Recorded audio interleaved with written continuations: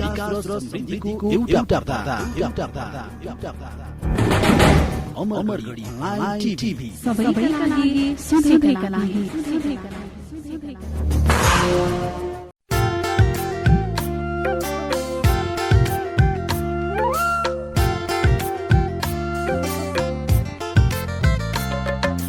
अमेरिकी अन्तर्राष्ट्रिय विकास नियोग USAID को सहयोगमा सञ्चालित पारस्परिक जवाबदेहिता कार्यक्रमका लागि FSI 360 संघको सहकार्यमा इक्वल एक्सेस इन्टरनेशनल र रेडियो अमरगढी 97.4 मेगाहर्ज को प्रस्तुति रेडियो कार्यक्रम साझा बोली रेडियो बहस। नमस्कार, साझा बोली रेडियो बहसमा तपाईलाई हार्दिक स्वागत छ। म लोकेन्द्र ओझा। साझा बोली रेडियो बहसमा हामी नागरिक समाज, आम सञ्चार माध्यम र सार्वजनिक निकाय बीचको पारस्परिक जवाबदेहिता र आपसी दिगो सम्बन्धका विषयमा बहस गर्छौं। पारस्परिक जवाबदेहिताका क्षेत्रीय सवाल र परिवेश समेटेर तयार पारेको साझा बोली रेडियो बहसको यो स्थानीय संस्करण हो। आजको साझा बोली रेडियो बहस डडेलधुरामा रहेको रेडियो अमरगढी FM 97.4 मेगाहर्जले उत्पादन गरेको छ। यो कार्यक्रम डोटी जिल्लामा रहेको त्रिवेणी FM 94.4 मेगाहर्ज, अछाम जिल्लामा रहेको रेडियो जनप्रिय 102.4 मेगाहर्ज र बैतडी जिल्लामा रहेको निङ्ला सैनी FM 94 मेगाहर्जबाट पनि सुन्न सकिन्छ। जवाबदेहिताको राष्ट्रिय सवालमा नीति र कार्यान्वयनको समन्वय गर्ने साझा बोली रेडियो बहसको केन्द्रीय संस्करण इक्वल एक्सेस इन्टरनेशनलले काठमाडौँमा उत्पादन गर्छ। साझा बोलीका दुवै संस्करण तपाईले हरेक हप्ता एकै समयमा सुन्न सक्नुहुन्छ। साझा बोली रेडियो बहसको यस सत्रको यो स्थानीय संस्करणको आज 8औं भाग हो। झण्डै 4 वर्ष अघिदेखि प्रसारण भइरहेको साझा बोली यस वर्ष रेडियो बहसका रूपमा उत्पादन तथा प्रसारण भइरहेको छ।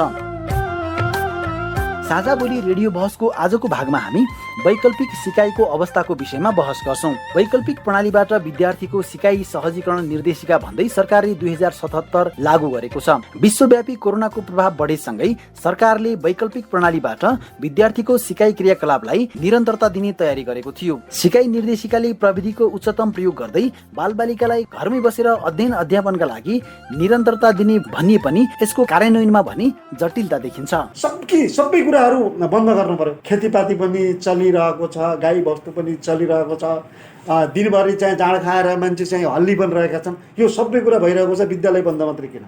त्यस्तै कार्यक्रममा वैकल्पिक सिकाइको वर्तमान अवस्था, नागरिकको बुझाइ, कार्यान्वयनको अवस्थाको विषयमा केही प्रश्न तथा केही जिज्ञासा पनि सुन्नेछौँ। अहिले काम पनि अब हाम्रो यो बजार एरियाका बालबालिकालाई त झन् उनका अभिभावकहरू पनि आफूले सक्ने जति आफूले गर्ने कामहरू पनि लगाउँदैनन्। समस्या हाम्रो सबैको हो, नागरिकको पनि हो। अब नागरिकले पनि बुझ्नुपर्ने हुन्छ। अब स्थानीय सरकारले पनि ती बालबालिकाहरूलाई कसरी काममा लगाउने।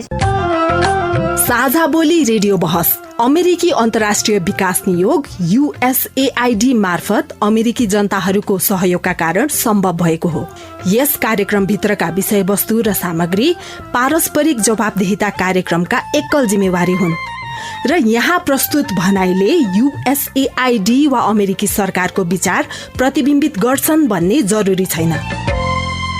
आजको कार्यक्रममा हामी वैकल्पिक सिकाइको अवस्थाको कार्यान्वयनको जटिलता, आम नागरिकको बुझाइका सन्दर्भमा अछामको साफीबगर नगरपालिकाका नगर प्रमुख तथा अन्य सरोकारवालासँग संवाद गर्दैछौँ। आजका अतिथि हुनुहुन्छ साफीबगर नगरपालिकाका नगर प्रमुख कुलबहादुर कुवर, गैर सरकारी संस्था महासंघका अछाम जिल्लाका सहसचिव ढकेन्द्र कुवर, अछाम जिल्लाको साफीबगर नगरपालिकाका बाल शिक्षक संघर्ष समितिका अध्यक्ष कीर्ति टमटा र नेपाल पत्रकार महासंघका सुदूरपश्चिम प्रदेश कमिटी सदस्य तपेन्द्र कुवर। यहाँहरू सम्पूर्णलाई कार्यक्रम साझा बोली रेडियो बहसमा हार्दिक स्वागत छ। अब हामी विषय प्रवेश गर्छौं। आजको छलफलको विषय हो वैकल्पिक सिकाइको वर्तमान अवस्था र कार्यान्वयनको जटिलता कतिको छ भन्ने विषयमा छलफल गर्दैछौं।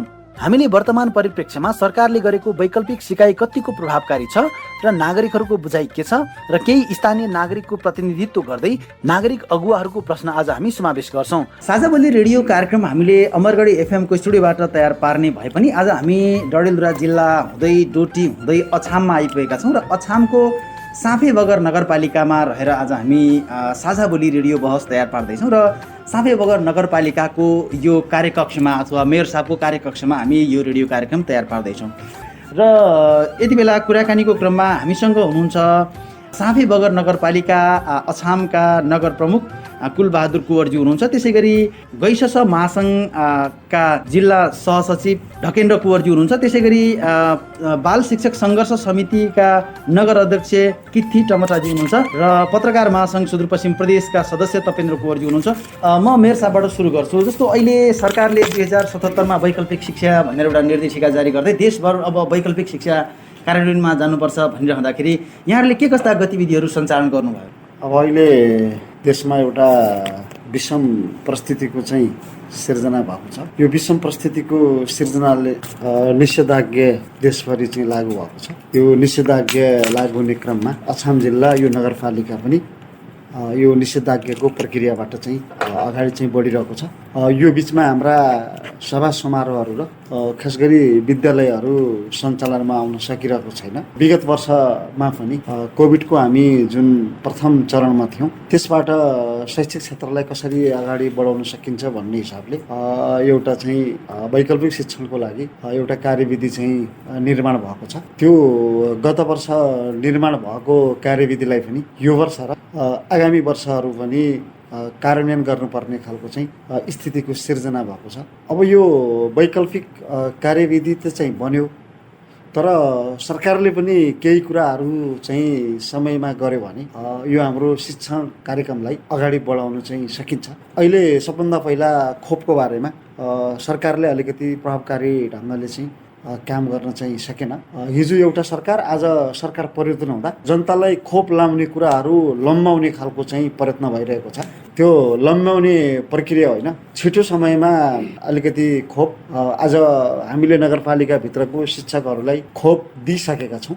जसरी शिक्षकलाई दियौँ त्यसरी विद्यालयको अरू कर्मचारीलाई पनि दियौँ, त्यसै गरी विद्यार्थीलाई पनि दिन सक्ने खालको स्थिति सिर्जना भयो भने वैकल्पिक होइन हिजोकै अवस्था अनुसार शिक्षा दिनुपर्ने हुनसक्छ। त्यही भएर हाम्रो नगरसभाले पनि सरकारले चाँडो चाहिँ खोप दिनुपर्छ भन्ने खालको कुराहरू चाहिँ नगरसभामा प्रस्तावको रूपमा चाहिँ पारित गरेको छ। त्यसैले यो खोप चाहिँ ढिलो भएको हिसाबले पठन पाठन हामीले वैशाखमा सुरुमा नगर शिक्षा समितिको बैठक बसेर एक हप्तालाई मात्रै चाहिँ बन्द गरेका थियौँ। पछि जिल्लाको स्थिति जस्तो हुन्छ, निषेधाज्ञा अलिकति बढ्यो भने बढ्दै पनि जान सक्छ, यदि निषेधाज्ञा छुट्टिँदै गयो भने पठन पाठनको प्रक्रिया अगाडि बढ्न सक्छ भन्ने खालको कुरा हामीले गऱ्यौँ। तपेन्द्रजी, जस्तो अब यहाँले फिल्ड रिपोर्टिङ गरिरहँदाखेरि सङ्घीय सरकारले बनाएको वैकल्पिक शिक्षाको एउटा कार्यान्वयन गर्दाखेरिको कार्यविधि अथवा निर्देशिका जुन थियो, जस्तो भर्चुअल विधिबाट धेरै ठाउँमा पनि पठन पाठन गरिएकै छ अथवा त्यसलाई पनि कतिपयले प्रभावकारी भनेकै छ, तर हाम्रो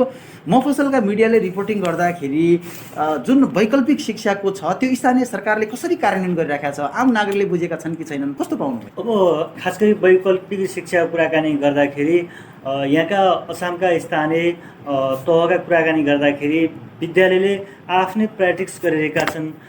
जस्तो गत वर्ष मेल्ले गाउँपालिकाको एउटा विद्यालयले टोलटोलमा गएर शिक्षण सिकाइ सुरुवात गरेको थियो। त्यसै गरी यो वर्ष पनि अब अलिकति फेरि बिचमा भर्नाका कुरा भए स्कुल सञ्चालन हुन्छ कि भन्ने कुरा भइरहेको अवस्थामा एक्कासी फेरि अझै बढिरहेको अवस्था छ। त्यो कारणले गर्दाखेरि जस्तो हाम्रो साँफेबगर नगरपालिकाको एउटा प्रभा धम्कोट माविले पनि टोलटोलमा गएर विद्यार्थी त्यसै गरी अभिभावकलाई जम्मा गरेर पनि त्यसरी पनि सुरुवात गरेको छ। अहिले त्यहाँ जारी रहेको छ। विद्यार्थीलाई गृह कार्य दिने, गृह कार्य दिइसकेपछि त्यसपछि फेरि शिक्षकहरू टोलटोलमै गएर चेक जाँच गर्ने काफीहरू भन्ने कुरा पनि आएको छ। स्थानीय सरकार भन्दा पनि अब विद्यालयले पनि अब स्थानीय सरकारको समन्वयमा यसरी काम गरिरहेका छन्। गत वर्ष मात्रै साँफेबगर नगरपालिकाले पनि रेडियोबाट कार्यक्रम पनि सञ्चालन गरेको थियो। शिक्षकहरू ल्याएर त्यसरी पठन पाठनको कुरा भएको थियो। अब यो वैकल्पिक शिक्षा त्यति धेरै प्रभावकारी त हुन सक्दैन, तै पनि एउटा बाध्यता छ विद्यार्थीलाई कसरी शैक्षिक संस्थासँग जोड्ने, विद्यार्थीको शिक्षण प्रक्रियामा अवरोध हुन नदिन, विद्यार्थीको सिकाइलाई निरन्तरता दिनको लागि स्थानीय सरकारले त काम गरेका छन्। अझै अब जस्तो अब यहाँ भर्चुअल माध्यममा अलिकति समस्या छ, धेरै नेटको पहुँच पनि पुग्दैन।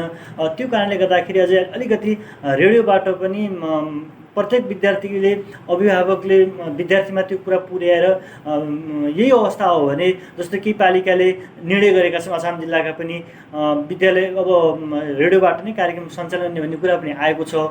त्यसै कारणले गर्दाखेरि कसरी गर्न सकिन्छ यो कुरालाई स्थानीय तहले अलिकति ध्यान दिएको भएखेरि यो पनि प्रभावकारी हुन्छ जस्तो लाग्छ। के प्र्याक्टिस गरेका छ अझै गर्न आवश्यक छ। जस्तो रेडियोमै जुन दूर शिक्षाको माध्यमबाट अथवा रेडियो कार्यक्रम भनेर शिक्षामा चलायो भने त्यसले वैकल्पिक शिक्षाको प्रभावकारिता हुन सक्छ कि सक्दैन? अब जस्तो कुरा पनि आउँछ जस्तो 1, 2, 3, 4, 5 क्लास तलको प्राथमिक लेभलकाले के गर्ने लगभग 6 देखि माथिको त आधारभूत उसमा केही त सहज होला, त्यति प्रभावकारी त हुँदैन। तैपनि विद्यार्थीलाई अब शिक्षासँग जोड्नको लागि विद्यार्थीलाई त्यो कुरामा ध्यान केन्द्रित गर्नको लागि उनीहरूलाई पनि कसरी यो अवस्था नबिग्रुन्, कसरी मेरो पढाइलाई निरन्तरता दिन सकिन्छ भन्ने कुरामा के सहज हुन्छ जस्तो लाग्छ। जस्तो क्लासमा पढाएको जस्तो डेली शिक्षकसँग प्रत्यक्ष भेटघाट भएको जस्तो हुँदैन, तैपनि विशेष परिस्थितिमा के प्रभावकारी हुन्छ जस्तो लाग्छ। हजुर, त्यसै गरी बाल शिक्षक सङ्घर्ष समितिका नगर अध्यक्ष किथी टमटाजी पनि हुनुहुन्छ। तपाईँ त यो बालबालिकाको हितका लागि तब शिक्षकका पेशागत मर्यादाका लागि विभिन्न समयमा चाहिँ सङ्घर्ष गर्दै आउनु भएको महिला पनि हो। अहिलेको अवस्थामा जुन विद्यालय बन्द भएका छन् यस्तो अवस्थामा वैकल्पिक शिक्षालाई यहाँले कसरी लिनु भएको छ, कतिको यसको सान्दर्भिकता ठान्नु भएको छ? वैकल्पिक शिक्षा भन्नाले अहिले चाहिँ केही गरेको छैन। अहिले बाल विकासका बच्चाहरूलाई अहिले सेतो गुराउँसले टेलिभिजन कार्यक्रम गरेर केही 4 वर्ष मुनिकालाई बालबालिकालाई मेसेजद्वारा पढाइरहेको अवस्था छ। अब यो कोरोनाले गर्दा सबैभन्दा क्षति पुग्ने भनेको शिक्षा क्षेत्र नै हो जस्तो लाग्छ। बालबालिकाहरू केही समय 4 घन्टा विद्यालयमा बिताउँछन् भने अहिले अनैतिक काममा जस्तो नसा पदार्थ सम्बन्धी बढी आकर्षित हुने गाउँघरमा बालबालिका देखिरहेका छन्। बालबालिकालाई अहिले काम पनि अब हाम्रो यो बजार एरियाका बालबालिकालाई त झन् उनका अभिभावकहरू पनि आफूले सक्ने जति आफूले गर्ने कामहरू पनि लगाउँदैनन्। समस्या हाम्रो सबैको हो, नागरिकको पनि हो।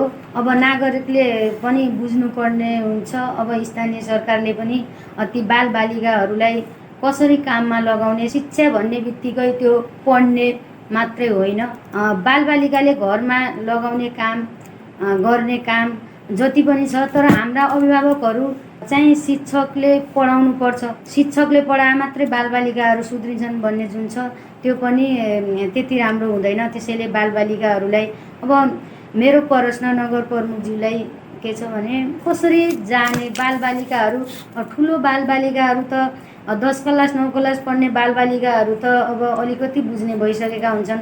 5 क्लास 4 क्लास पढ्ने जुन बालबालिका हुन्छन् ती बालबालिका त्यसै छरिएर बिना काममा त्यो मैदानको फुको हात्ती भने जस्तै जतातता बसेका हुन्छन्। त्यसले गर्दा अलि नराम्रो क्रियाकलापतिर बढी लागेको देखिन्छ। अब त्यसलाई कसरी के गर्ने भन्ने जुन हामी बाल शिक्षकका शिक्षिकाहरू छन् हामीलाई पनि सेतो गुराउँसले टेलिसिकै कार्यक्रम गरेको छ, त्यो पनि लगभग 1 महिना हुनसक्छ। त्यसले चाहिँ अलिकति बालबालिकाहरूलाई के उनका अभिभावकले सिकाइरहेको अवस्था छ। र त्यसै गरी 1 क्लासदेखि 3 क्लाससम्मका बालबालिकालाई कसरी तिनीहरूलाई काममा कसरी बिजी बनाउने, कसरी तिनको समय बिताउने भन्ने बारेमा सोच्नु पर्ने जस्तो देखिन्छ। हुन्छ, म यसको जवाफ मेयर साहबबाट पनि लिनेछु। त्योभन्दा पहिले हाम्रो गैर सरकारी संस्था महासङ्घका जिल्ला सहसचिव ढकेन्द्र कुँवरज्यू पनि हुनुहुन्छ। अब गैर महासङ्घले विभिन्न क्षेत्रमा चाहिँ काम गरिरहेको छ। अब अहिले आफ्नो प्रोजेक्टलाई डाइभर्ट गर्दै यो सरकारले लकडाउन गरिसकेपछि त्यसलाई व्यवस्थापन गर्नका लागि पनि गैर महासङ्घले असाध्यै ठुलो भूमिका निर्वाह गर्यो। अहिलेको अवस्थामा अब जुन सरकारले वैकल्पिक शिक्षा भनेको छ यो वैकल्पिक शिक्षा प्रभावकारी बन्न सकिरहेको छैन, कसरी प्रभावकारी रूपमा यसलाई कार्यान्वयन गर्न सकिन्छ होला? कोभिडको कारणले गर्दाखेरि अछाम जिल्लाको सबै विद्यालयहरू बन्द। म फेरि गैर मात्रै नभएर एउटा शिक्षातर्फ पनि एउटा व्यवस्थापन समितिको अध्यक्ष पनि हो। हाम्रो वैकल्पिक शिक्षा प्रणाली अवधारणा ल्याउनका लागि यो 7 बगर नगरपालिकाको 14वटा वटामा टेलिफोनको एक्सेस छैन, त्यो भएर पनि एउटा समस्या हुनसक्छ। र अर्को चाहिँ आन्तरिक मूल्याङ्कनबाट परीक्षा प्रकाशित भइसकेपछि किताबहरू वितरण गरिसकेको अवस्था देखिन्छ। प्रत्येक स्कुलहरूले भर्ना अभियान सुरु छ। सायद भदौको पहिलो हप्तासम्म सकिन्छ होला भर्ना अभियान। त्यो भएर हाम्रो प्रश्न वा आग्रह नगर प्रमुखज्यूलाई विगत कोभिडले गर्दाखेरि चाहिँ परीक्षा पनि दिनु पाएन बच्चाहरूले, आन्तरिक मूल्याङ्कनबाट रिजल्ट प्रकाशित भइसकेपछि भर्ना पनि लगभग 7 दिन लागिसक्यो भदौ पहिलो हप्तातिर। र एकपटक वैकल्पिक शिक्षा सञ्चालनका लागि किन भन्दा किताबहरू बाँडिसक्यो, वितरण भइसक्यो, बच्चाहरूले किताबहरू पाइसकेपछि अभिभावकको र शिक्षकको ठुलो भूमिका हुन्छ। जस्तै मेल्ले गाउँपालिकाको म त्यो मेल्ले गाउँपालिकाको बैठकमा थिएँ। वैकल्पिक शिक्षा कसरी सञ्चालन गर्दाखेरि राम्रो हुन्छ भन्दाखेरि नुन्देश्वरी माविले नुन्देगडामा टोल स्तरीय वैकल्पिक शिक्षा प्रणाली सुरुवात गरेका छ। हामीले त्यस्तो सल्लाह दियौँ, उहाँले लगतै 2 हप्तापछि चाहिँ सुरुवात गरे एउटा स्कुलले, र अहिले त किताबहरू पनि पाइसक्यो सबै। तपाईँ हिमाल माध्यमिक विद्यालयको चाहिँ व्यवस्थापन समितिमा पनि हुनुहुन्छ। तपाईँको विद्यालयले यो बन्द भइसकेपछि वैकल्पिक शिक्षाका लागि कुनै त्यस्तो मिटिङ छलफल गरेर कार्यान्वयन के गर्नु भएको छ? के गर्नु? हामीले छलफल गर्दाखेरि भर्ना चाहिँ लिनुपर्छ र किताबहरू पनि प्रत्येक अभिभावकको घर घरमा बच्चाहरूलाई बाँड्नुपर्छ, वितरण गर्नुपर्छ शिक्षकहरूले भन्ने। त्यही हिसाबले सबैको घर घरमा किताबहरू वितरण गरिसकेका छ। तर समस्या कहाँनिर रह्यो भन्दाखेरि नगरपालिकाको माथावतमा भएका कारणले नगरपालिकाले अनुमति नदियो भने वैकल्पिक शिक्षा कसरी सञ्चालन गर्ने भन्ने खालको हामीले चाहिँ अनुरोध गर्छौँ। जस्तो वैकल्पिक शिक्षाका धेरै माध्यमहरू छन्, ती माध्यम मध्ये हाम्रो प्रदेशमा वा सुदूरपश्चिम प्रदेशको यो अछाम जिल्ला, त्यसमा पनि साफेबगर नगरपालिकाका नागरिकहरूले कुन माध्यमबाट चाहिँ वैकल्पिक शिक्षा दिन सक्ने अवस्था छ अथवा कस्तो खालको लर्निङ उहाँहरूलाई दिन जरुरी? अहिले अध्ययन गर्दाखेरि मसिनो तरिकाले बुझ्दाखेरि चाहिँ टोल स्तरीय, जस्तै एउटा टिचर एउटा टोलमा गयो, उसले चाहिँ त्यो टोलका कति क्लासदेखि कतिसम्मका विद्यार्थी छन् त्यसको डाटाबेस लिएर होमवर्क दिइसक्यो भने 1 हप्ताको होमवर्क दिने, उसले त्यसपछि फेरि गरेछ कि छैन भनेर चेकअप गर्ने, त्यो ओरिएन्टेसन अभिभावकलाई पनि दिने, तपाईँले आफ्नो बच्चालाई फलो गर्ने, कसरी त्यसले पढ्छ, किताबहरू वितरण गरिसकेका छ, त्यो चाहिँ गर्यो भने अझै प्रभावकारी हुन्छ। भनेको वैकल्पिक शिक्षाको एउटा निर्विकल्प माध्यम भनेकै टोल शिक्षा हुन सक्छ भन्ने हो। टोल शिक्षा नै भन्ने।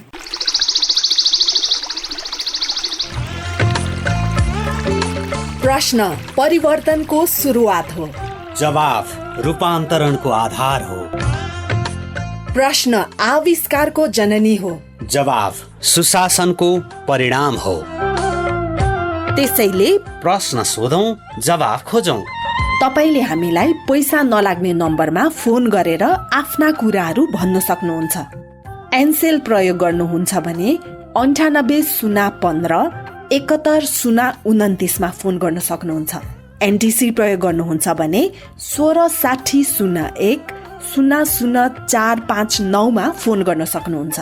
अथवा बोली साझा @gmail.com BOLISAJHA@gmail.com मा इमेल गरेर वा मेरो रिपोर्ट र साझा बोलीको फेसबुक, युट्युब, ट्विटर, टिकटक पोस्टहरूमा शेयर, लाइक वा कमेन्ट गरेर पनि आफ्ना कुराहरू भन्न सक्नुहुन्छ।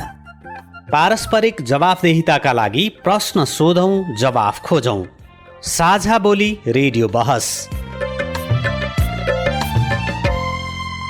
साझा बोली रेडियो बहस यतिखेर साफेबगर नगरपालिकाको नगर प्रमुखज्यूको कार्यकक्षबाट तयार पार्दैछौँ। हामीसँग हुनुहुन्छ साफेबगर नगरपालिकाका नगर प्रमुख कुलबहादुर कुँवरज्यू, त्यसै गरी अछाम जिल्लाको गैर सरकारी संस्था महासङ्घका जिल्ला सहसचिव ढकेन्द्र कुँवरज्यू, त्यसै गरी बाल शिक्षक सङ्घर्ष समितिका नगर अध्यक्ष कित्ती टमटाज्यू र नेपाल पत्रकार महासङ्घका सुदूरपश्चिम प्रदेश कमिटी सदस्य तपेन्द्र कुँवरज्यूसँग हामी यतिखेर संवाद गर्दैछौँ र वैकल्पिक शिक्षाको कार्यान्वयनको अवस्था अथवा कार्यान्वयनको जटिलता अथवा दीर्घकालीन रूपलाई कसरी व्यवस्थापन गर्न सकिन्छ भन्ने विषयमा संवाद गरिरहेका छौँ। यो कार्यक्रम डडेलधुरामा रहेको रेडियो अमरगढी एफएम, त्यसै गरी जनप्रिय एफएम अछाम, त्रिवेणी एफएम डोटी र निङ्ला सैनी एफएम बैतडीबाट यतिखेर यहाँहरूले यो कार्यक्रम सुनिरहनु भएको छ।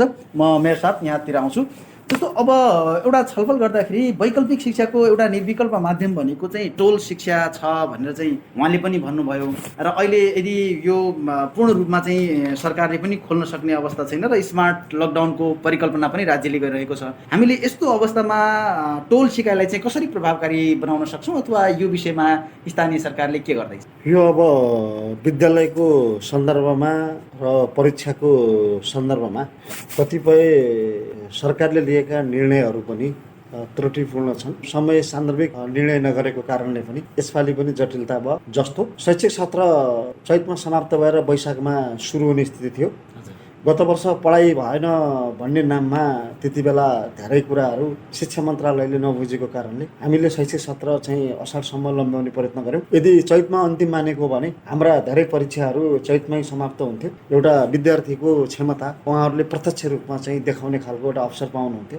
सरकारको शिक्षा मन्त्रालयको मान्छेले परिस्थितिको विश्लेषण गर्न नसकेर दूरगामी सोच नभएको कारणले लम्बाइदिनु भयो, जसको कारणले चाहिँ परीक्षा हुन सकेन र अहिले पुरानै नतिजाको आधारमा एउटा परीक्षा फल प्रकाशित चाहिँ गर्नुपर्ने खालको स्थिति हुन्छ। यदि यसपालि पनि त्यस्तै हो भनेर बिचको समय यदि हामीलाई चैतसम्म पनि अनुकूल हुन्छ भने यो शैक्षिक सत्र चाहिँ लम्ब्याउनु हुँदैन। जुन विद्यालय जति पठन पाठन गर्न चाहिँ सक्यो त्यसकै आधारमा परीक्षा लियो भने एक खालको चाहिँ विद्यार्थीले कस्तो खालको चाहिँ पढ्यो, कति सिक्यो भन्ने खालको कुराहरू त्यसको एउटा वास्तविक रूपमा चाहिँ त्यसको चाहिँ एउटा परीक्षण हुन्छ। अब अहिले स्थितिमा हामी वैकल्पिक शिक्षालाई कसरी अगाडि बढाउने सन्दर्भ हो। गत वर्ष पनि हामीले प्रयास गर्यौँ। वैकल्पिक शिक्षामा जुन कार्यविधिमा जे कुरा उल्लेख गरिएको छ यो सबै कुराहरू लगभग प्रविधिमा आधारित छ। चाहे चाहिँ रेडियो होस्, चाहे मोबाइल होस्, चाहे अनलाइन भएर चाहिँ ल्यापटपै होस्, चाहे टिभी होस्, यो जति पनि कुराहरू छ यो प्रविधिसँग सम्बन्धित छ। प्रविधि पनि यी कुराहरू हाम्रो ठाउँमा कतिपय विद्यालयमा कतिपय ठाउँमा यो प्रविधिको कतिपय कुराहरू चाहिँ प्रयोग गर्न पनि सकिन्छ, कार्यान्वयन गर्न सकिन्छ, कतिपय अवस्थामा कार्यान्वयन गर्न चाहिँ सकिँदैन। त्यसैले मेयर साहब यो विषयमा सरकारले पनि त यो लगानी गर्न सक्ने अथवा फन्ड राइज गर्न सक्ने त्योमा चाहिँ अलिकति अभिमुखीकरण गर्न सबै सक्ने भन्दाखेरि कति सक्ने भन्ने खालको कुरा हुन्छ। सबै कुरा सक्दैन नि, सबै कुरा महामारीसँग सङ्घले सक्दैन, पालिकाले सक्छ, अपेक्षा गर्ने खालको कुरा मात्रै हो। त्यो सङ्घले पनि चाहिने बेला निर्णय नगरिदिएर समस्या हुन्छ। सबभन्दा सक्ने कुरा त अहिले खोप चाँडो दिनु पर्यो, सक्ने कुरा त्यहाँनिर छ। बाँकी कुराहरू गत वर्ष पनि हामीले अभ्यास गऱ्यौँ। के अभ्यास गऱ्यौँ? हामीले चाहिँ वैकल्पिक रूपले पढाउने खालको पनि गऱ्यौँ। हाम्रो चाहिँ मिडियाबाट चाहिँ एफएमबाट पनि पढाउने खालको काम पनि भयो र वैकल्पिक ढङ्गले विद्यालयलाई चाहिँ सञ्चालन गर्ने खालको कुराहरू पनि भयो। त्यसका धेरै विधिहरू चाहिँ गत वर्ष पनि प्रयोग भयो। विद्यालयलाई सिफ्टमा परिचालन गर्ने कुराहरू पनि भयो। विद्यालयलाई चाहिँ अल्टरनेटिभ रूपमा चाहिँ विद्यार्थीहरूलाई बोलाउने खालको कुरा पनि भयो। तर अहिले पनि के भयो भने बिचको हाम्रो वैशाखबाट जुन शैक्षिक सत्र सुरु भयो, अहिले बिचमा वैशाख जेठ असाढमा पढाइ भएन भन्ने कुरा हो। यो अहिले त फेरि हाम्रो चाहिँ बिदाको समय पनि हो। अब साउन अलिकति सकिन पनि दिन्छौँ, अलिकति भदौसम्ममा आइपुग्दा पनि त्यसपछि कोभिडको स्थिति पनि के हुन्छ र यो बारेमा चाहिँ फेरि चाहिँ हामी वैकल्पिक शिक्षा कसरी सञ्चालन गर्ने भन्ने खालको छलफल गर्न सक्छौँ। धेरै गाह्रो पनि छैन। सजिलो के छ भने विद्यार्थी सङ्ख्या धेरै भएको विद्यार्थीमा अलिकति भिडभाड भएर सङ्क्रमणको अलिकति जोखिम हुने खालको कुरा हुन्छ। सबैमा त्यो छैन। हामीले यसमा गत वर्षदेखि धेरै अभ्यास गरिसक्यौँ। अहिले नगरपालिकाभित्र कोभिड पोजिटिभको सङ्ख्या कति छ, के छ अवस्था? अहिले त अब त्यति धेरै चाहिँ अलिकति थोरै पनि चेक भइरहेछ। अनि हिजो मात्रै 2 जना चाहिँ पोजिटिभ देखिनु भएको छ। 11 जनाको चेकअपमा 2 जना देखिनु भएको छ। त्यसैले यो सङ्ख्या धेरै त चाहिँ छैन। यो कतिपय चेकअप पनि चाहिँ धेरै भइरहेको छैन। चेकअपको प्रक्रियालाई हामीले चाहिँ नियमित चाहिँ गरेका छौँ। हस्पिटलमा अहिले पनि हामीले चाहिँ गरेका छौँ। तर अब जनताको पनि स्वाब सङ्कलन गरेर यदि पोजिटिभ देखियो भने फेरि छुट्टै आइसोलेसनमा बस्नुपर्छ भनेर जनता पनि 2-4 दिन चाहिँ ज्वरो आउँदा रुगा आउँदा त्यही ढङ्गको सामान्य उपचार गरेर घरमै बस्ने खालको चाहिँ स्थिति छ। तर हस्पिटलमा अहिले पनि ज्वरोको बिरामीहरू, रुगा खोकीको बिरामी हिजो मात्रै बैलपाटा चाहिँ म अस्पतालमा गएको थिएँ। त्यो विगतभन्दा बिरामीको सङ्ख्या अत्यधिक रूपमा चाहिँ बढेर गएको छ। त्यसैले मैले यो विद्यार्थी सङ्ख्याको आधारमा वैकल्पिक रूपमा चलाउने भन्दा पनि नियमित ढङ्गले पनि अलिकति सावधानी अप्नाएर पनि चलाउन केही गाह्रो छैन। उहाँले जस्तो कित्ती टमाटाज्यूले भन्नुभयो कि बालबालिकाहरू चाहिँ अल्पत्र छन्, उनीहरू चाहिँ दुर्व्यसनतिर लागे, कुलततिर लागिरहेका छन्। त्यही भनिरहेको छु म त्यसैमा आइरहेको छु। यो केही गाह्रो छैन। विद्यालय सञ्चालन गर्न केही विद्यालय सञ्चालन गर्न चाहिँ गाह्रो। केही विद्यालय जस्तो एउटा प्राइभेट छ 1 देखि 3 सम्मको, त्यहाँ यदि 15 जना विद्यार्थी छ भने त्यो 15 जना विद्यार्थीलाई नियमित रूपमा पढाउन पनि समस्या हो। समस्या हामी के हुन्छ त भने नभएको ठाउँमा पनि सिर्जना गर्छौँ। जब आज हामीले नगरपालिकामा कार्यक्रम गर्दा पनि 25 जना भित्र पनि कार्यक्रम गरिरहेका छौँ। अरू चाहिँ कार्यक्रम गर्दाखेरि जिन्दाबाद मुर्दाबाद गर्दाखेरि पनि 100को सङ्ख्या र 1000कै सङ्ख्यामा ठुल्ठुला नेता, मन्त्री, प्रधानमन्त्री भएकै आधारमा भइरहेका छन्। त्यहाँ 500, 1000का पनि भइरहेका छन्। त्यसैले एउटा विद्यार्थी 50 जनामा सञ्चालन गर्न चाहिँ कति व्यावहारिक हुन्छ त्यो कुरा पनि हो। त्यसैले वैकल्पिक शिक्षा मात्रै होइन कि नियमित सञ्चालन गर्ने कुरामा पनि कतिपय समस्या छैन। 1-2 दुई तिनमा यदि सङ्ख्या कम छ, भौतिक संरचना पनि छ भने त्यहाँ नियमित रूपमा पठन पाठन हुन सक्छ। 1 देखि 5 सम्मको विद्यालयमा पनि विद्यार्थी सङ्ख्याको आधारमा भौतिक संरचना पनि छ, विद्यार्थी पनि थोरै छैन भने त्यो पनि हुन सक्छ। स्थानीय सरकारले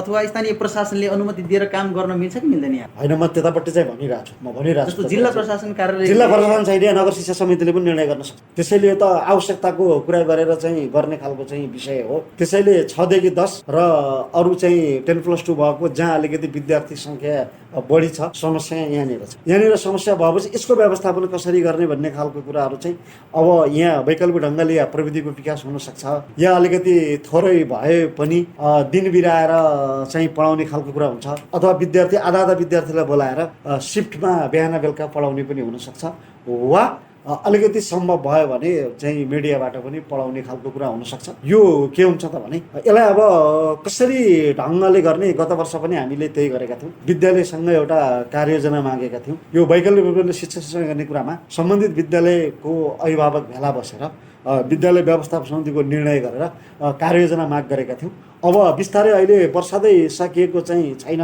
यद्यपि बिचमा पढाइ चाहिँ अलि अवरुद्ध त भयो।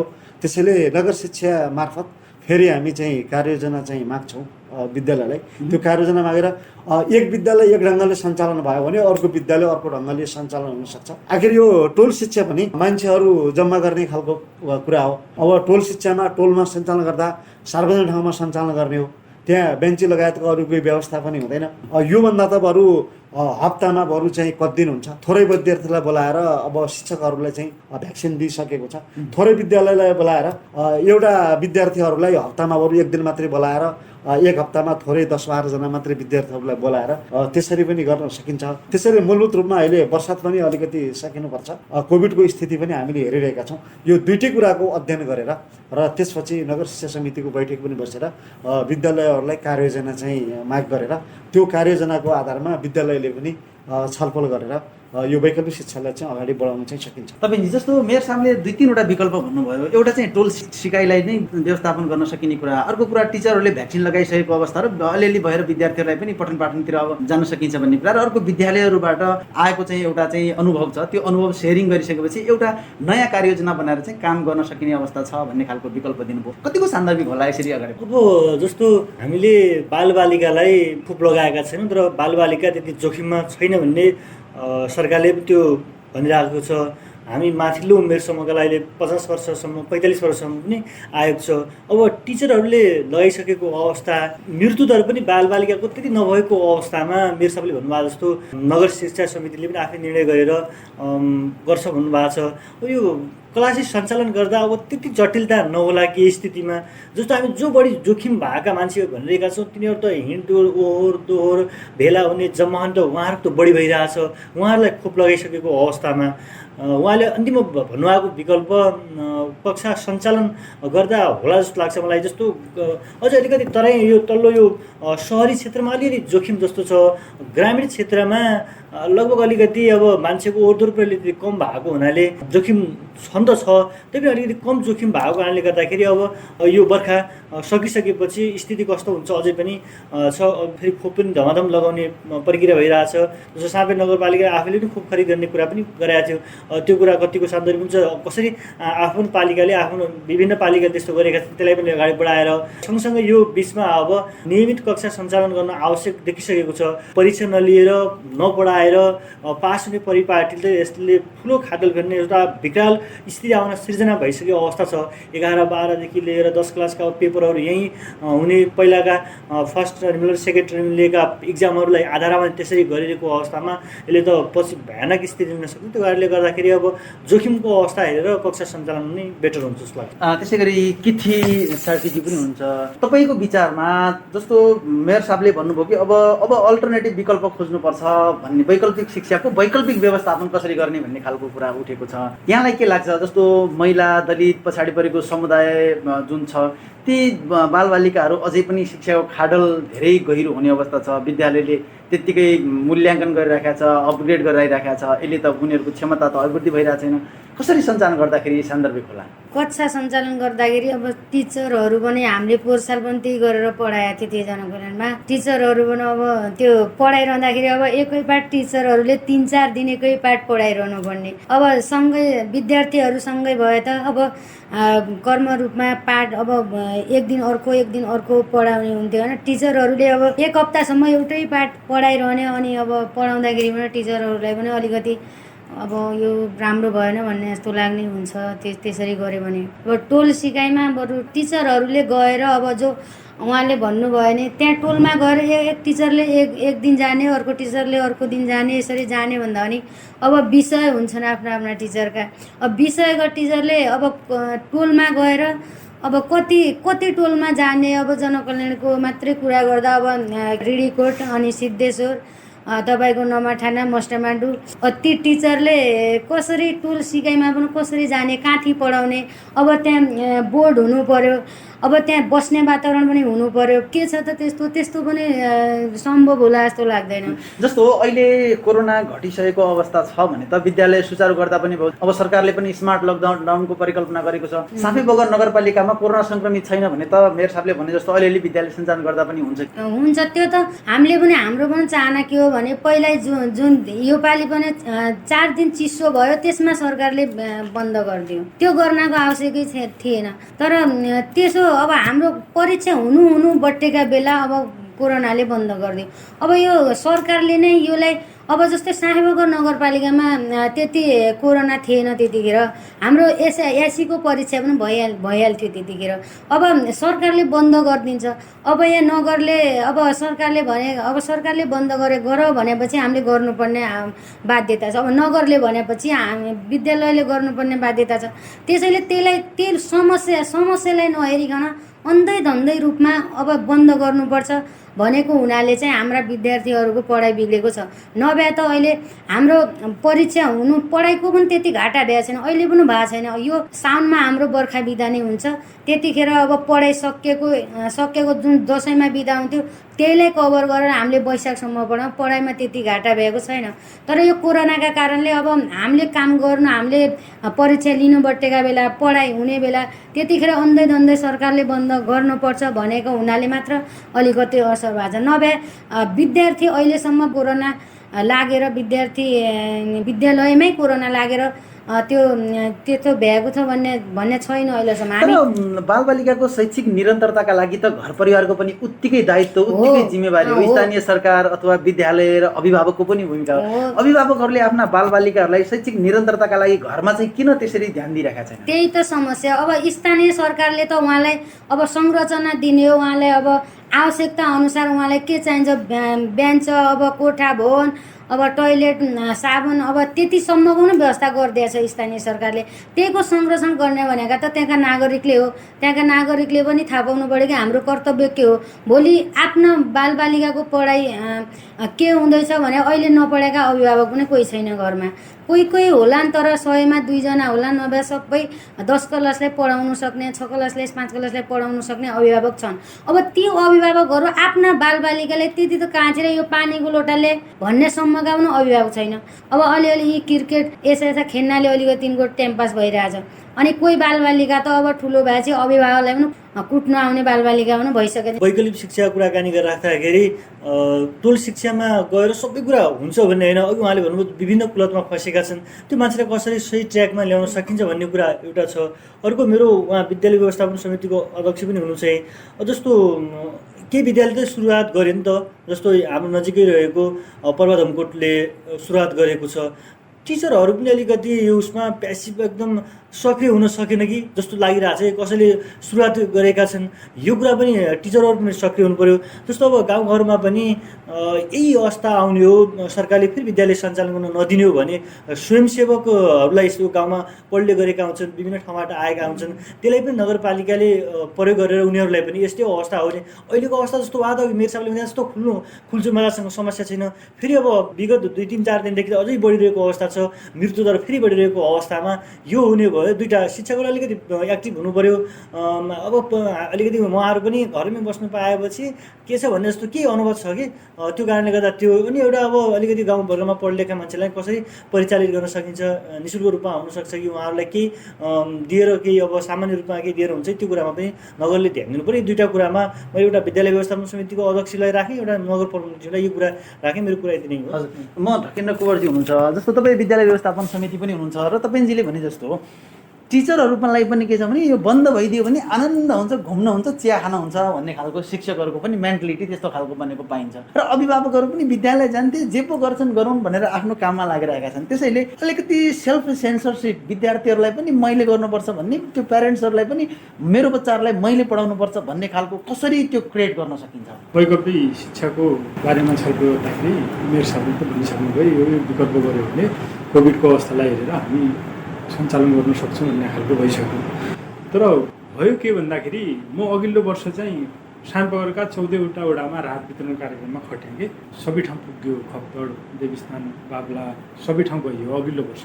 यो वर्ष के भइदियो के भनेपछि म चाहिँ असाध्यै सक्रिय मान्छे, बिरामी भए पनि पुगिहाल्ने होइन, मै आफै निरुत्साहित भइदिएँ कि 28 दिनसम्म म साँपै हाल्ने कि फोन गर्छु अर्को कोरोना भयो भन्छ, अर्कालाई गर्छु गाडी चाहियो भन्छ, त्यस्तो आफै के निरुत्साहित के। अनि 1-2जना चिनिया साथीहरू बित्यो, गाह्रो भयो। अनि मैले यसो अहिले विश्लेषण गरिरहेको छु, मान्छेलाई मान्छे भेट्न जान गाह्रो भयो कि। पढाइ त छोडिदिनुहोस्, एक मान्छेलाई नगर प्रमुख यहीँनिर हुन्छ, उहाँलाई पनि फोन गऱ्यो भने यसो गर्नुहोस् भने उहाँले पनि मान्छे हुन् कि। एक अर्कालाई भेट्नै गाह्रो के। आफ्नो बा मर्दाखेरि त मान्छेले पोल्न पाएन भनेपछि कस्तो स्थिति होला कि, त्यसलाई पनि विश्लेषण गर्नु जरुरी भयो त्यति बेला। सत्य कुरा हो नि त्यो त। आफ्नो श्रीमती कोभिड लाग्दाखेरि श्रीमानले जान सकेन के, बुवा आमालाई पोल्न सकेन मलाममा।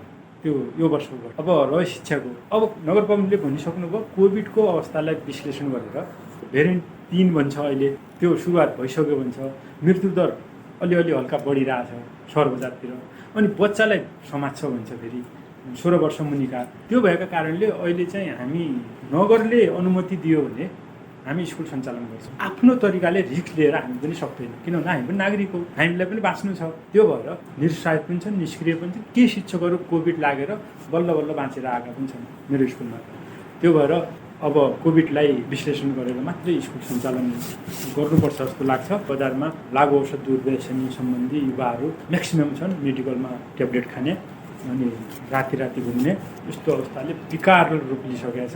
10+2 पनि नपढेका युवाहरू छन्, यहाँ कानमा छिन्टिने, रुमा यति पाल्ने, त्यस्तो खालको अवस्था यो साँपेबगर वरिपरि दुईटै क्षेत्रमा देखिन्छ। यो चाहिँ एउटा समस्या हो। किथिले भने जस्तो अभिभावकहरू मेरो वडामा, हाम्रो वडा नम्बर 4 मा 90% पुरुषहरू माइग्रेसन छन् इन्डिया, महिला मात्रै छन् घरमा। अहिले हेऱ्यो भने महिलाहरू मात्रै छन्, पुरुषहरू 90% इन्डिया गइसक्यो। ती प्रायः महिलाहरू सामान्य लेखपढ हुन्। त्यो भएका कारणले पनि बच्चाहरूलाई गाइड गर्न गाह्रो भइरहेछ। जो हाम्रा बच्चाहरू छन् हामी गाइड गरिरहेछौँ, किताब पाएछौँ, पढिरहेछौँ। बाल विकासको पनि अनलाइन सिस्टमबाट प्रत्येक हप्ताको शुक्रबार भइरहेछ। त्यसरी चाहिँ छ, तर समग्रमा चाहिँ पढे लेखेका अभिभावक छ।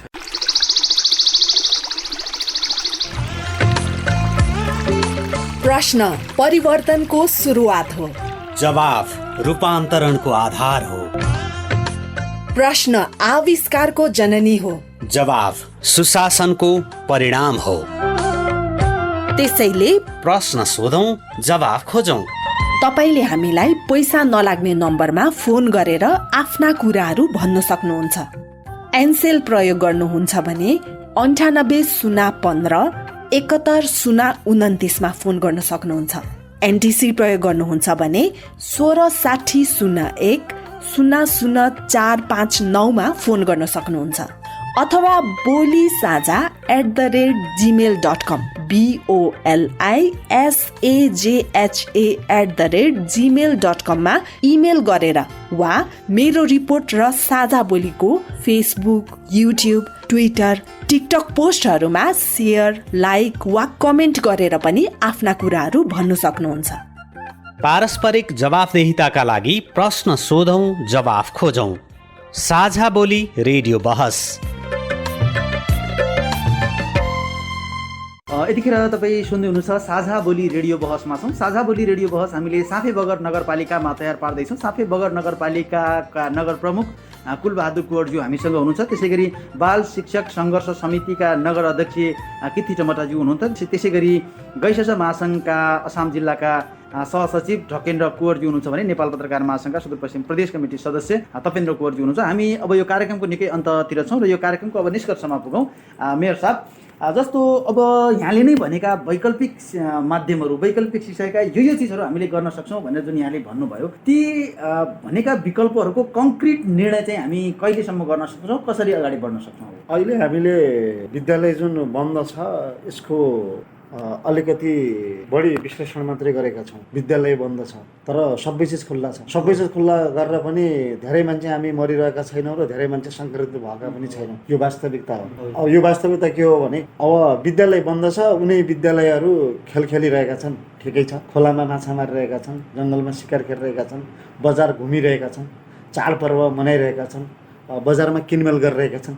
यो सबै कुरा चाहिँ गरिरहेका छौँ। तर अब यो विद्यालय चाहिँ खोल्नु पर्यो भनेपछि हामी आफै बढी नै सतर्क हुने, धेरै प्रश्न गर्ने भएर समस्या हो। सबै कुरा चाहिँ चलिरहेको छ अहिले। यो चल्दा पनि हामी धेरै मान्छे बाँचि नै रहेका छौँ भने विद्यालय खोलिहाल्दा पनि धेरै चाहिँ समस्या चाहिँ हुँदैन। त्यसैले अहिले बन्द गर्ने भनेर स्थानीय प्रशासनलाई नखोल्न निर्देशन दिइरहेका छ र स्थानीय प्रशासनले त्यो सेन्टरले त बुझ्दैन। मैले भने त्यो कहिले बुझ्दैन। त्यो यो सेन्टर भन्ने चाहिँ हाम्रो छ नि, यो बुझ्दैन कुरा।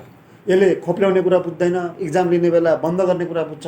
यसले हो बढी समस्या गरे। किन हो भने काठमाडौँकै कुराहरू गर्दा पनि सबै कुरा चल्ला, हजारौँ मान्छेहरू चाहिँ हिँडिरहेछन्। यो पालिकाले तपाईँको परिस्थिति अनुसार निर्णय गर्नुहोस् भने यहाँको सन्दर्भमा विद्यालय खोल्न चाहिँ के गाह्रो छैन। परिस्थिति अलिकति गाह्रो भयो भने फेरि चाहिँ विद्यालय चाहिँ खोल्छौँ। विद्यालय खोल्नुको मतलब हिजोकै अवस्थामा विद्यालय सञ्चालन हुन सक्दैन। हिजोको अवस्थामा पनि अलिकति वैकल्पिक ढङ्गले चाहिँ सञ्चालन हुन्छ। मैले अघि भने सङ्ख्याको आधारमा भने प्रावि 15 जना विद्यार्थी भएको प्राविलाई सञ्चालन गर्न गाह्रो के छ त? 2टा कुकुरहरू चाहिँ अहिले लड्यो भने त्यहाँ 30 जना मान्छे त झ्याप्पै जम्मा भइहाल्छन्। त्यो जम्मा भएको आधारमा मर्नु, तिनीहरू सबै मर्नु पर्थ्यो। छिमेकमा 2 जना मान्छेको झगडा हुने बित्तिकै त 50 जना मान्छे आउँछन्। अब मर्ने भएपछि तिनीहरू पनि मरिहाल्थे। मलाममा जाँदाखेरि हामी 400-500 जना मान्छेहरू सँगै मलाम जान्छौँ, त्यहाँ पनि हामी सबैको भुटीकुटी भइहाल्थ्यो। यो भइरहेको छैन।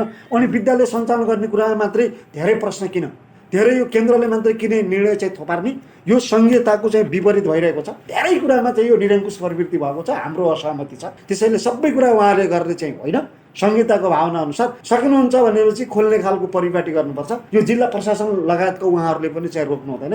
पालिका अनुसार फरक हुन्छ र पालिकाले पनि विद्यालय अनुसार चाहिँ फरक हुन्छ। त्यसैले यो सबै कुराहरू बन्द गर्नु पर्यो। खेतीपाती पनि चलिरहेको छ, गाई बस्तु पनि चलिरहेको छ, दिनभरि चाहिँ जाँड खाएर मान्छे चाहिँ हल्ली पनि रहेका छन्। यो सबै कुरा भइरहेको छ। विद्यालय बन्द मात्रै किन?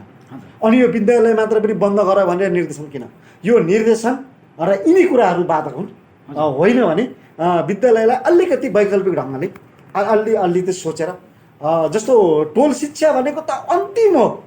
त्यो अन्तिम किन हो त भने विद्यालय बन्द छ, विद्यार्थी र शिक्षकहरूको पनि चाहिँ सम्बन्ध टुट्यो। शिक्षकहरूलाई म शिक्षक पनि हुँ भन्ने कुरा पनि बिर्सने स्थिति भयो, विद्यार्थीलाई पनि हामी विद्यार्थी भन्ने बिर्सने कुरा भयो। त्यति बेला एउटा टोलकोमा गइदिएर टिचरले पनि हामी जिन्दै छौँ है, विद्यार्थी पनि जिन्दै छन् भन्ने खालको भेटघाट हुने, ल बाबुहरू पढ भन्ने होमवर्क दिएर जाने, यो अन्तिम विकल्प हो। त्यो अन्तिम विकल्पमा जानुपर्ने छैन। यहाँ अलिकति विद्यालय पनि अलिकति वैकल्पिक ढङ्गले सञ्चालन गर्न सकिन्छ। त्यसैले यो कोभिड पनि हेर्ने र बर्सात पनि हेर्ने भएर विद्यालय सञ्चालन गर्नुपर्छ। मेरो साथ अन्तमा अब यहाँले चाहिँ विकल्प कस्तो खालको बनाउनुहुन्छ त? रणनीति शैक्षिक निरन्तरताका लागि के हुन्छ? बैठक बस्छौँ, कार्ययोजना माग्छौँ, कार्ययोजना पनि हेर्छौँ, विद्यालय सञ्चालन गर्ने कसरी भन्नुभएको छ त्यो कार्ययोजनामा आधारित भएर अनि त्यसपछि निर्णय गर्छौँ। हस्, हुन्छ। समय र समाजका लागि यहाँलाई धेरै धेरै धन्यवाद छ। हामीले साँपेबगर नगरपालिकामा रहेर यो रेडियो कार्यक्रम तयार पारेका छौँ र आजको कार्यक्रममा हामीसँग अतिथि हुनुहुन्थ्यो साँपेबगर नगरपालिकाका नगर प्रमुख कुलबहादुर कुँवरज्यू, त्यसै गरी बाल शिक्षक सङ्घर्ष समितिका नगर अध्यक्ष किर्ति टमटाज्यू, त्यसै गरी गैसस महासङ्घका असम जिल्लाका सहसचिव ढकेन्द्र कुँवरज्यू र त्यसै गरी नेपाल पत्रकार महासङ्घका सुदूरपश्चिम प्रदेश कमिटीका सदस्य तपेन्द्र कुँवरज्यूसँग आज हामीले साझा बोली रेडियो बहस तयार पारेका छौँ र वैकल्पिक रूपमा शिक्षालाई निरन्तरता दिनका लागि एउटा विद्यालय स्तरको छलफल सञ्चालन गरिसकेपछि विद्यालयलाई पूर्ण रूपमा खोल्नुपर्छ भन्नेमा हामी सहमत भएका छौँ। साझा बोली रेडियो बहसको अन्तमा हामी आइपुगेका छौँ। साझा बोली रेडियो बहस बारे मनका कुरा भन्नका लागि एनटिसीको मोबाइल वा ल्यान्डलाइन प्रयोग गर्नुहुन्छ भने 166001 00459 मा फोन गर्न सक्नुहुन्छ। एनसेल प्रयोग गर्नुहुन्छ भने 980015 71029 मा फोन गर्नुहोला। यी नम्बरमा फोन गरेको पैसा लाग्दैन र प्राप्त निर्देशन अनुसार प्रश्न सोध्न सकिन्छ। पारस्परिक जवाबदेहिता बारे आफूले देखे, सुने या भोगेका कुनै कुरा लेख मार्फत व्यक्त गर्न चाहनुहुन्छ वा अरूका लेखहरू पढ्न चाहनुहुन्छ भने www.mereport.net मा पनि लगइन गर्न सक्नुहुन्छ। साझा बोली रेडियो बहस तपाईले मेरो रिपोर्ट, वेबसाइट, पोडकास्ट च्यानल, सामाजिक सञ्जाल तथा अमरगढी अनलाइन टिभीबाट पनि सुन्न सक्नुहुन्छ। हवस् त आजको साझा बोली रेडियो बहसबाट अब बिदा हुने बेला भइसकेको छ। आजको संवादमा हामीले कोरोनाको प्रभावको अवस्था अनुसार विद्यालयलाई सञ्चालन गर्नुपर्ने विषयमा सहमत भएका छौँ। आजका हाम्रा अतिथि हुनुहुन्थ्यो साँफीबगर नगरपालिकाका नगर प्रमुख कुलबहादुर कुँवर, गैर सरकारी संस्था महासंघ अछामका सहसचिव ढकेन्द्र कुँवर, अछामको साँफीबगर नगरपालिकाका बाल शिक्षक सङ्घर्ष समितिका अध्यक्ष किथी टमटा र नेपाल पत्रकार महासंघ सुदूरपश्चिम प्रदेश कमिटीका सदस्य तपेन्द्र कुँवर। आजको कार्यक्रममा आउँदो दिनहरूमा वैकल्पिक सिकाइलाई निरन्तरता दिने विषयमा आजका अतिथिज्यूहरूले